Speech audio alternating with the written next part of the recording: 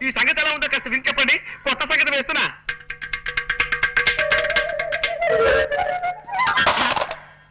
నా ప్రశ్నకి ఇదే జవాబా? సుబ్బులు, మా రంగనాథం గారు ఉత్తరం రాశాడే. అలాగా? పెళ్లి కొడుకు ఫోటోలు ఎప్పుడు పంపిస్తున్నారట? ఫోటోలు పంపడం కుదరదని రాసి చచ్చాడు. ఈ రాత చూస్తుంటే ఇదేదో డౌట్ కేసు అని అనుమానం వస్తుంది నాకు. 4 రోజులు పోయాక స్వయంగా ఓసారి వాడి ఊరెళ్ళి తేల్చుకొస్తాను. ఏమ్రా వారి మంచిగా వాయిస్తుంటవి. ఇట్లనే మన ఆయన కూడా పురుషత్లా కూకుని దీన్ని వాయిస్తా అంటే ఎముడికి మొగుడు లెక్కుండేటోడు.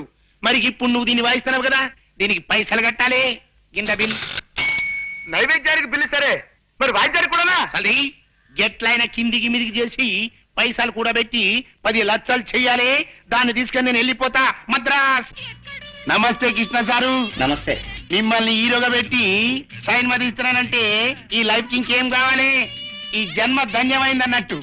Wish all the best. జాగ్రత్తగా తిని సినిమా. ఏమిటో మూర్తి చూసినావా, నీ లెక్క పాల్తు సినిమాలు తీస్తాను అనుకున్నావు. సూపర్ స్టార్ ని పెట్టి డెఫినెట్ సూపర్ హిట్ సినిమా తీస్తున్నా. వారి ఏంద్ర ఇది? పాత పిక్చర్ తీరిన చల్లంగా జారుకుంటున్నావు.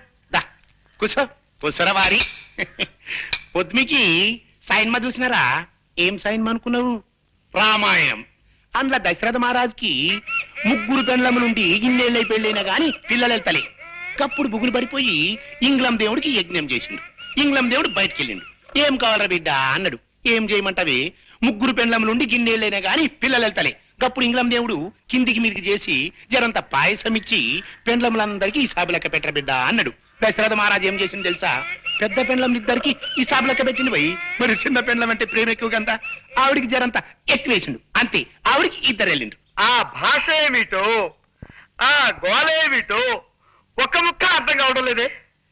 కాంతం, నీకు ఆయన చూస్తుంటే మన చిట్టి గుర్తు రావడం లేదా? లేదండి. దయచేసి ఒక్కసారి గుర్తు తెచ్చుకో కాంతం. నాన్న చిట్టి అని నువ్వు నోరు తెరిచి అరిచావంటే వాడు కథాపేసి పారిపోతాడు. మనకు మనశ్శాంతి లభిస్తుంది. కష్టం అండి.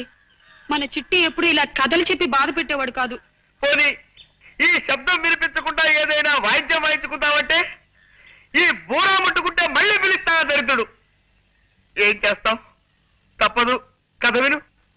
వారి ఏంది చెప్పరాదే. అది నడుము గిట్ల మీ ఇద్దరు మాటలేంద్రు.